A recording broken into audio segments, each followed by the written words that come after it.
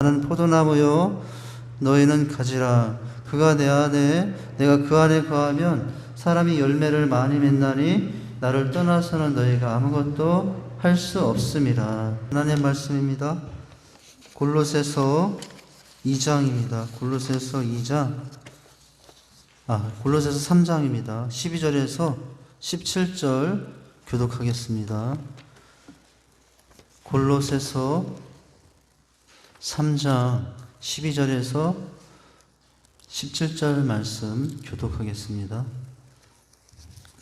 앞에 영상에도 있죠. 12절에서 17절입니다. 제가 먼저 읽습니다.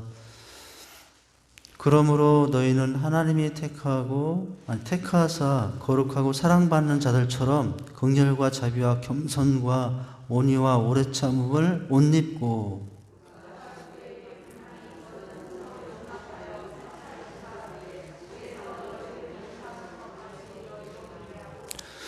이 모든 것 위에 사랑을 더하라. 이는 온전하게 매는 띠니라.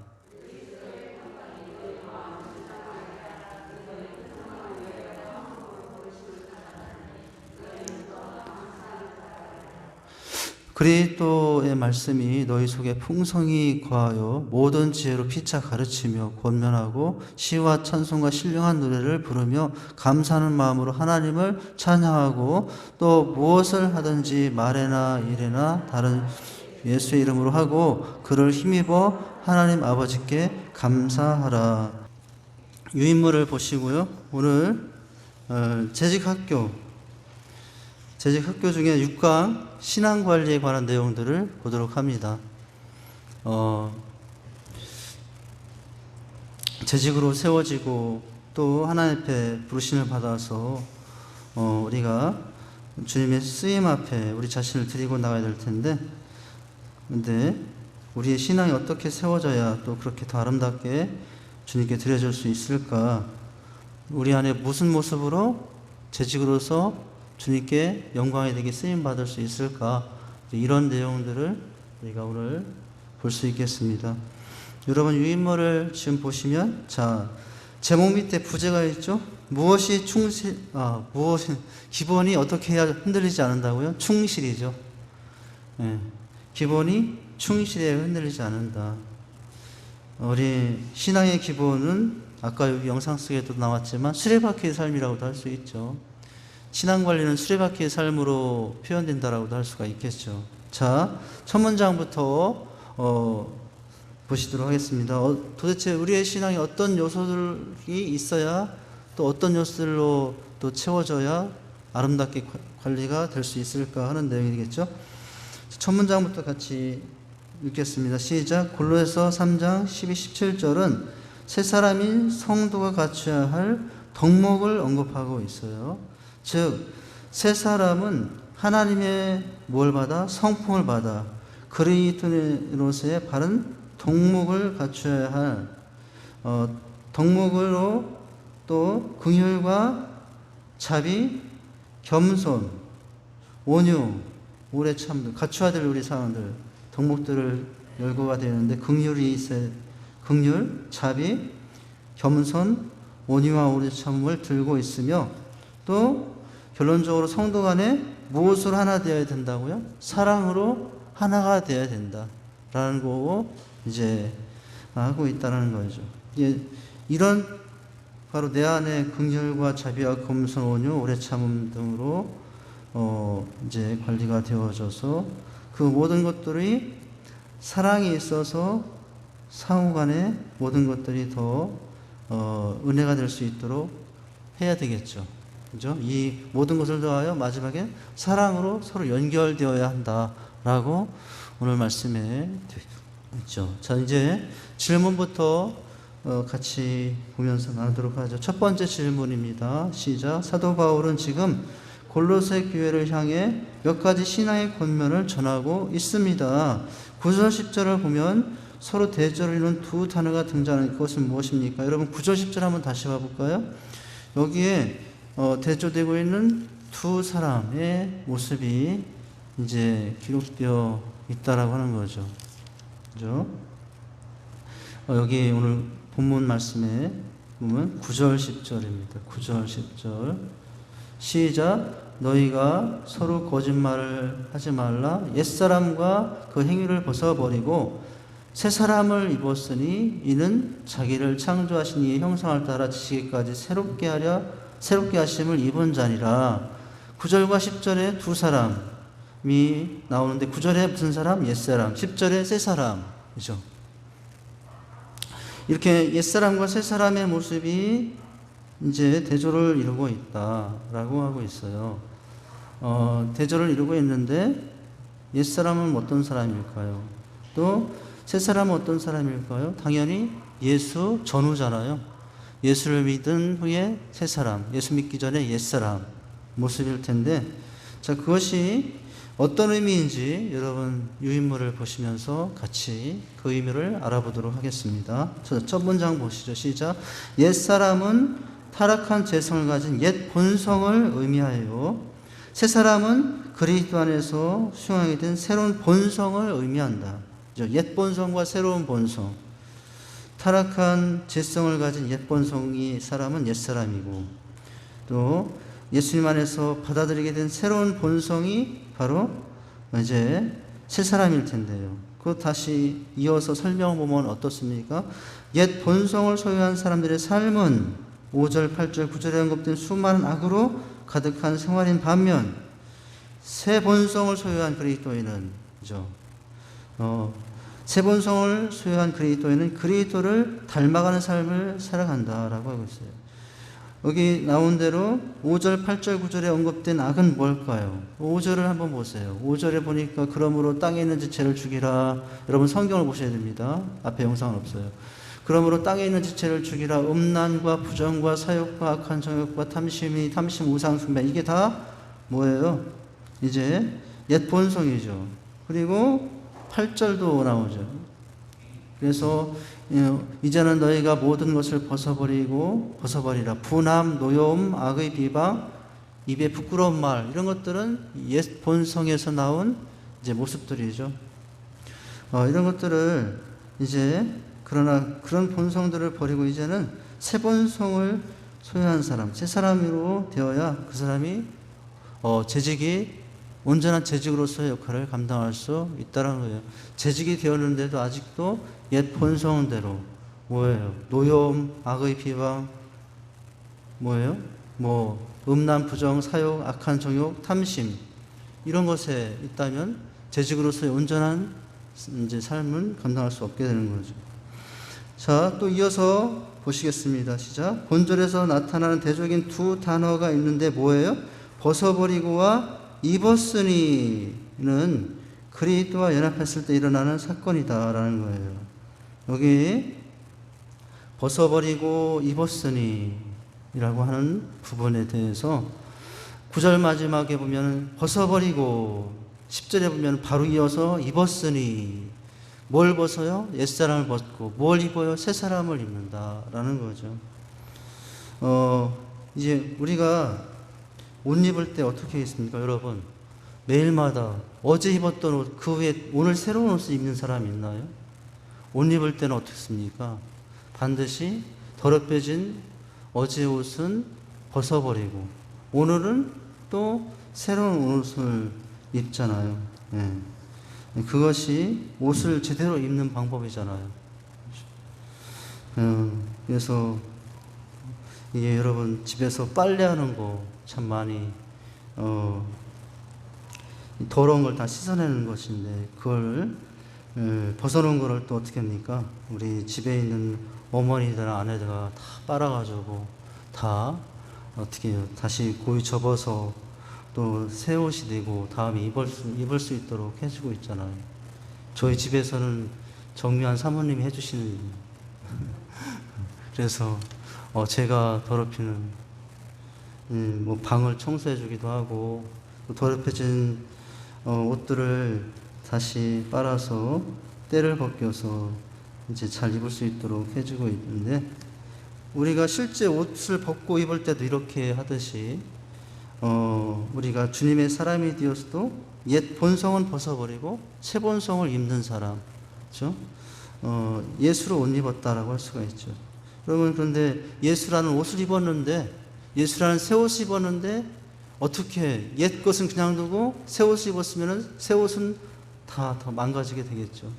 예수라는 새 옷을 입기 전에 옛날에 옛 옷들은, 옛 본성들은 벗어버려야 입은 새 옷인 주님이 우리 안에서도 온전하게 우리와 하나가 될 수 있겠죠.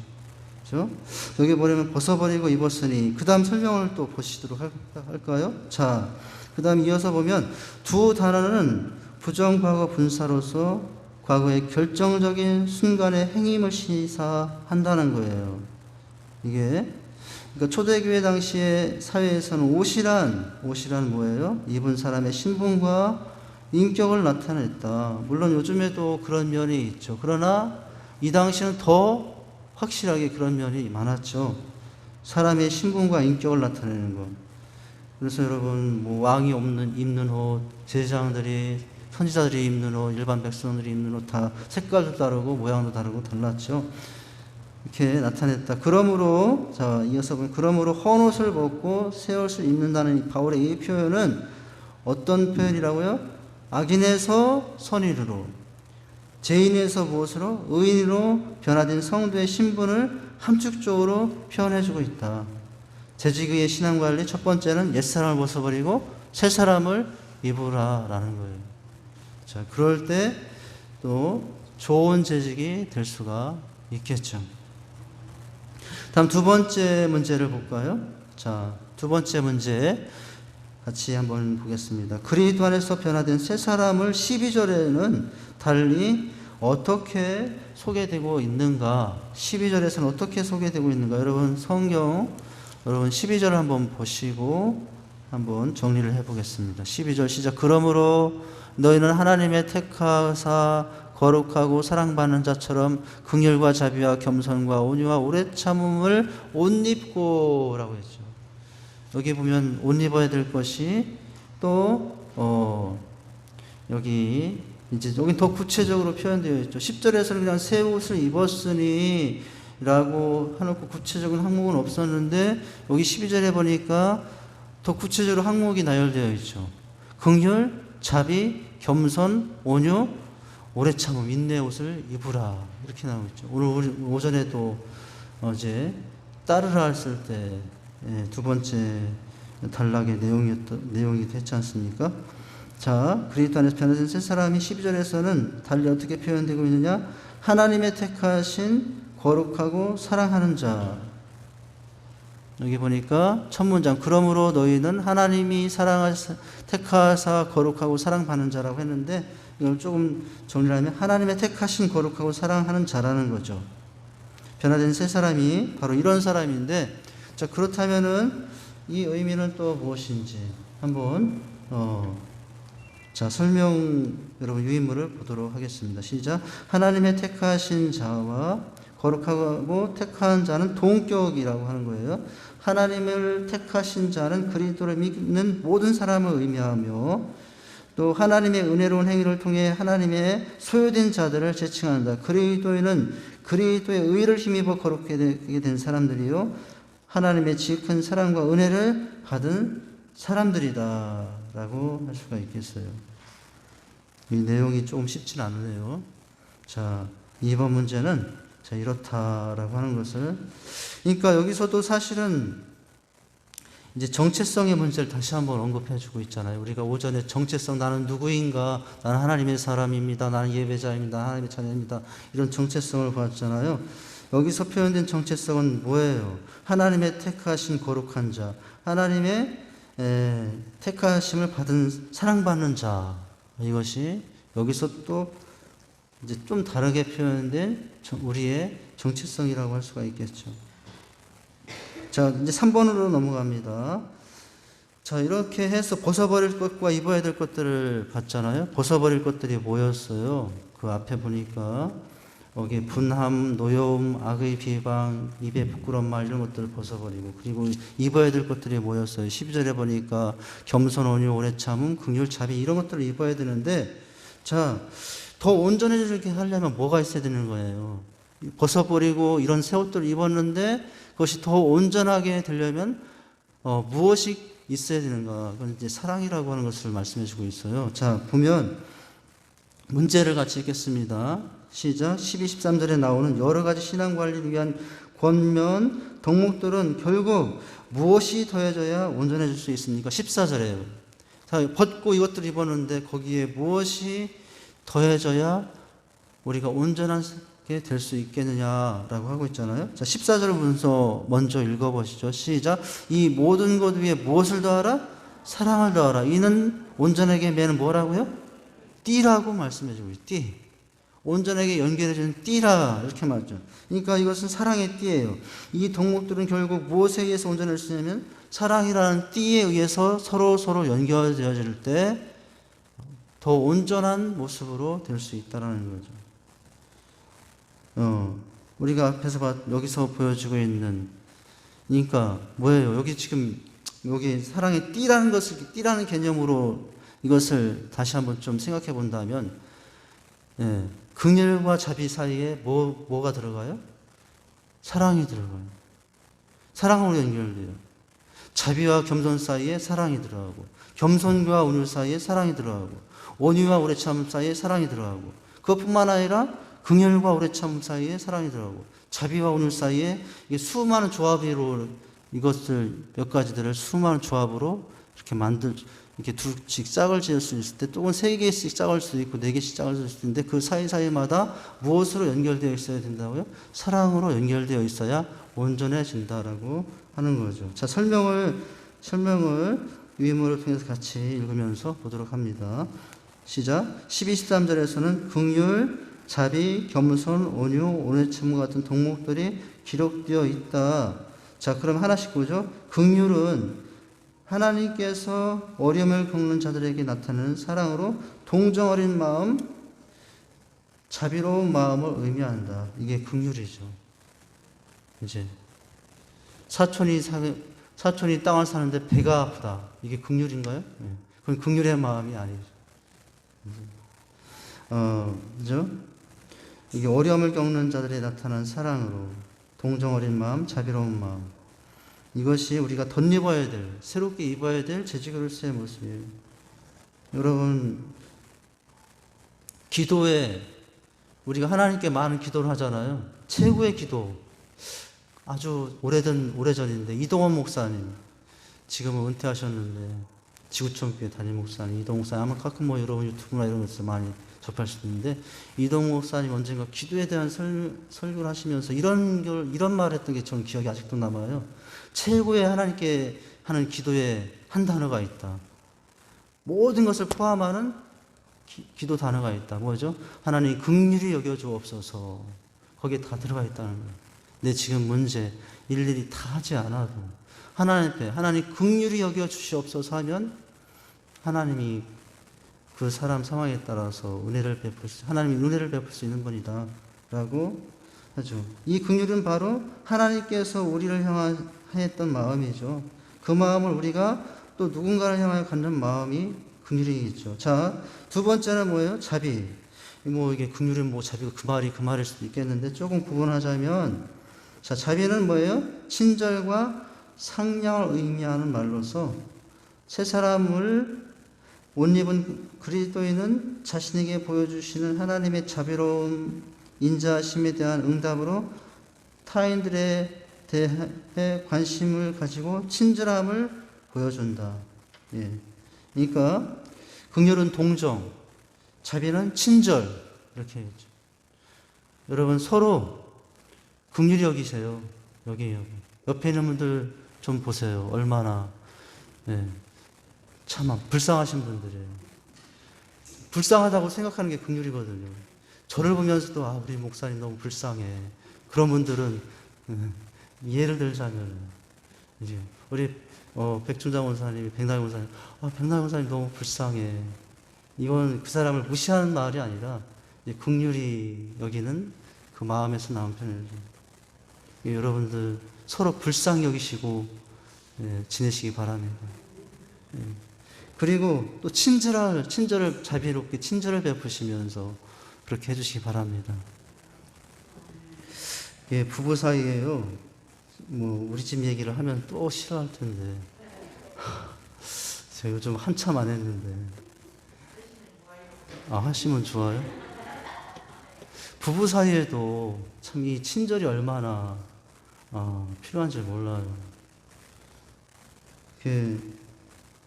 말 한마디에도 친절이 들어가 있으면 참 10가지 부탁하면 100가지라도 해주고 싶은 거죠. 남자들은 그렇게 한번 해주면 생명까지 바칠 게 남자들이에요. 남자들은 그래요. 여러분, 우리 여자분들이 남자에게 친절 한 번이 목숨까지 바친다니까요. 다른 남자들은 안 그래도 저는 또 그럴 수도 있는 거예요. 그러니까 여러분, 우리 이건 반대로 남편이 아내에게도 친절한 한마디. 제 자랑 같은데 이게 시간이 없는데 저는 밥 먹으면 꼭 싸웠든 다퉜든 빼놓고 늘 하는 말, 오늘 잘 먹었습니다. 이 말은 꼭 하거든요. 했던 김치 한 조각을 먹었든 진수성찬 고기 뷔페처럼 먹었든 했던 어떤 때든지 빼먹지 않고 하려고 하는 말이 뭐냐면 잘 먹었어요. 이렇게 하는 거예요. 예, 아멘 해주셔서 감사합니다.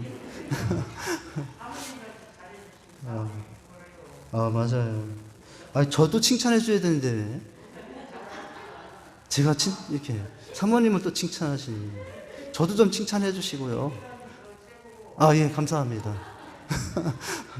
자, 이런 이제 우리가 교회 안에서도 자비, 친절, 너무 잘 알아. 10년, 20년 같이 신앙생활 이제 눈치만 봐도 딱 아는 사이야.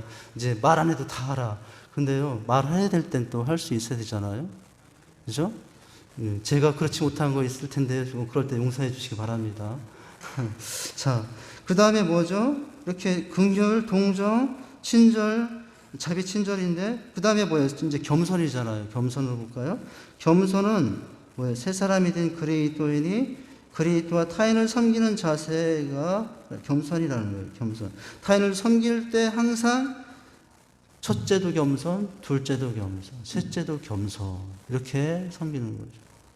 그 사람이 나보다 학식이 낮든 빈약하든 세상적으로 저기 하든 항상 주님 대하듯이 겸손한 마음으로 그렇게 재직이 되어야 돼요. 그리고 그 다음에 뭐예요? 겸손, 그 다음에 온유잖아요. 자, 온유는 구약에서의 비양심적인 착취로 어려움을 당하는 가난한 자를 대하신 하나님의 성품을 나타내는데 사용되었으며 신약에서는 무력을 사용하지 않고 구원을 신 예수 그리스도의 메시아적 왕적 역할이 바로 뭐였다고요? 온유였다라는 거예요. 여러분, 온유는 아까도 제가 잠시 비췄듯이 내가 힘을 내서 복수할 수 있는데도 복수하지 않는 게 온유예요. 우리 주님 이 땅에 오셔서 복수하실 수 있어요. 복수하실 수 있어요. 근데 내가 힘이 있어서 복수할 수 있지만 내가 복수하지 않는 게 그게 뭐죠? 그게 온유다라고 하는 거예요. 그렇죠? 이제 그러잖아요. 대로받고 말로 준다라고 그러나요? 예, 그게 사람 속성이라고 그러죠. 대로받고 이제 10배로 갖고 싶은 게 사람 마음이에요. 근데 나는 이제 그렇지 않아요. 10배로 받고도 하나 갚을까 말까 하는 마음으로 사는 게 그게 온유다. 그게 온유다라는. 그리고 또 그 다음에 뭐죠? 오래 참음. 자, 오래 참음 뭐죠? 보복을 하지 않고 중상모략을 견디며 사랑으로 용서하는 것. 주변에서 아무리 비난해도 똑같이 비난하지 않고 견디는 것. 용서하는 게 오래 참. 그리고 13절에서는 서로 용납하고 그래서 피차 용서할 것을 기록하고 있다. 여러분 13절을 보실까요? 13절. 자, 13절 시작. 누가 누구에게 불만이 있거든 서로 용납하고 피차 용서하되 주께서 너희를 용서한 것 같이 너희도 그리하라. 자, 이제 용서에 대한 피차 용서하라. 서로 용서하라. 그러니까 나는 용서받을 사람이잖아요, 사실. 늘 부족하고 늘 실수 많고 죄를 짓는 게 나잖아요, 그 사람 앞에서. 그죠? 그러니까 이제 어떻게 하는 겁니까? 용서받고 또 용서해주고 그렇게 살아가는 것이 재직이다라는 거죠. 자, 그래서 넘기시면 이 모든 것들이 이제 사랑으로 연결되어 있어야 된다는 거예요. 그 내용을 다시 5에 나오죠. 시작. 그리고 14절에서 바울은 이 모든 것, 즉 긍휼, 자비, 겸손, 온유, 오래 참, 용서 위에 그리스도인이 추구할 최고의 덕목인 무엇을 소유하라고? 사랑을 소유하라고 하고 있다. 사랑을 소유하라고 하고 있다. 자, 사랑은 뭐라고요? 이어서 보시면 사랑은 그리스도인이 지켜야 할 모든 계명을 요약한 가장 큰 계명, 사랑이죠. 사랑은 뭐예요? 하나님의 속성이며 모든 것을 온전케 하고 모든 것을 완성시키는 힘을 가지고 있다라는 거예요. 그래서 여러분, 요한일서 우리 아주 유명한 말씀 있잖아요. 사랑의 교회에 가보면 그 앞에 항상 있는 대표적인 문구, 하나님은 사랑이시라. 하나님은 사랑이시라라고 했죠. 사실은 우리가 지지난 시간인가요? 그 사랑에서 끊을 수 없으리라 할 때 우리가 서론 부분에 하나님의 모든 하는 것이 다 사랑이다. 심지어 진노하심도 심판도 뭐의 표현이라고 그랬어요? 들어가 보면 사랑의 표현이었다. 하나님 자체가 다 사랑이다 라고 했죠.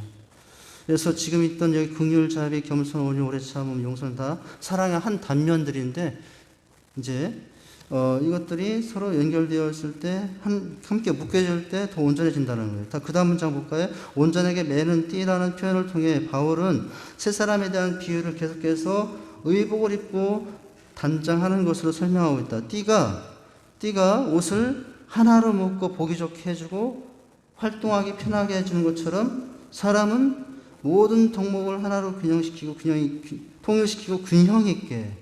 균형 있게 그 덕목들을 사용할 수 있게 해준다라고 하죠. 여러분, 제가 지금 보이지 않겠지만 바지를 입고 무엇을 띄었겠습니까?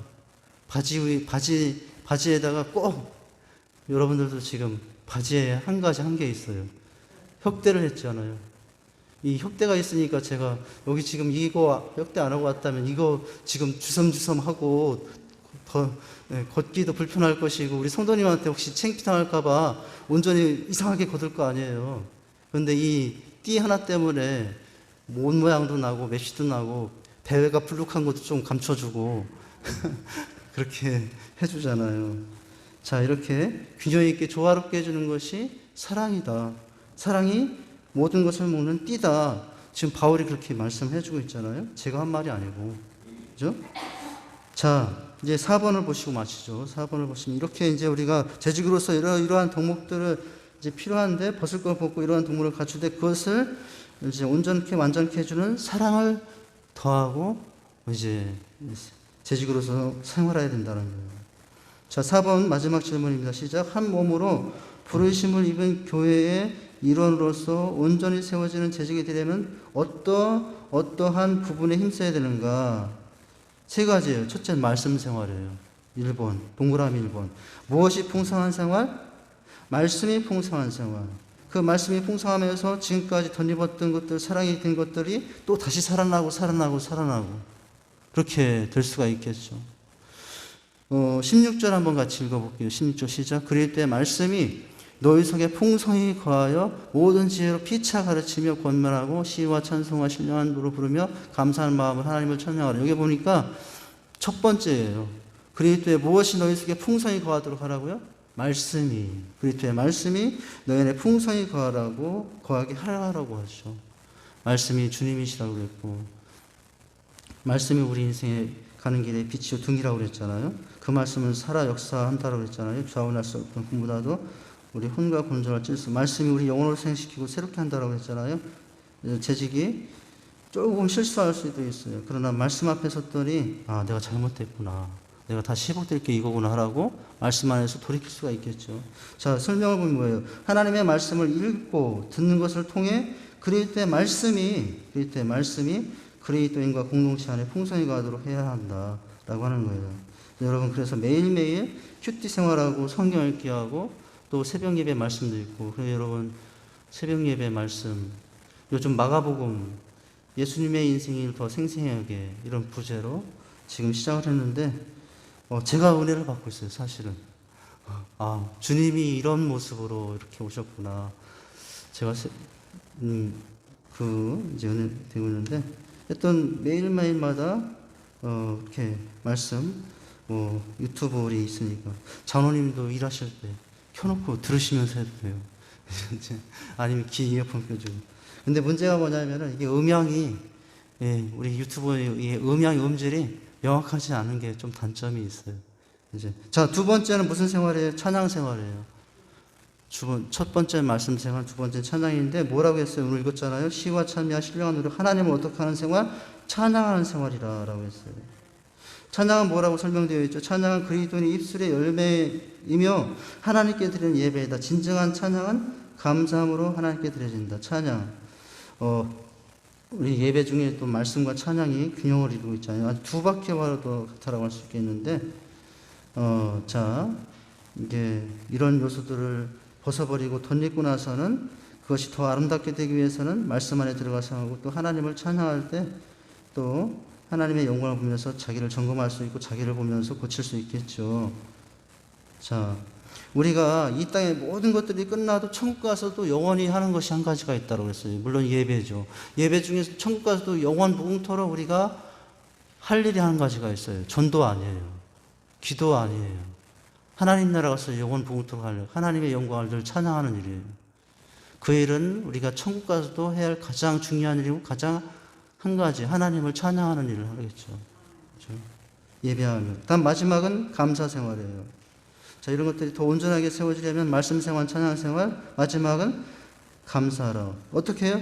모든 일에 하나님 아버지께 감사하라. 사실은 그냥 일반적인 감사는 누구나 할 수 있잖아요. 감사할 수 있는 것에 감사하는 건 누구나 할 수 있잖아요. 그런데 여기 보면 모든 일이라고 하는 것에 여러분 이제 그것은 사실은 힘든 건 아니죠. 여기 밑에 설명을 보면 좀 어려운 내용인데 감사는 은혜와 같은 어원을 가지고 있습니다. 여기 보면 감사는 gratitude, 이게 gratitude 발음이 안 되네요. 오랜만에 읽으려니까 그레이스.